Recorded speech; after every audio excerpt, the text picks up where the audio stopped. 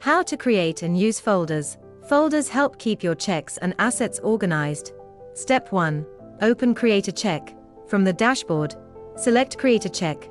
Step 2. Show Folders. To manage form folders, open the Forms tab and click Show Folders. To manage asset folders, open the Assets tab and click Show Folders.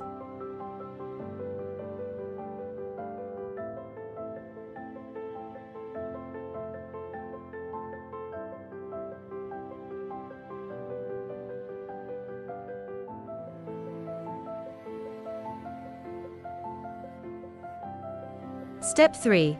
Create a new folder. Click the icon, enter a folder name, and select Create. Step 4. Add items to a folder. Forms or assets can be added to folders during creation or after creation by selecting the folder.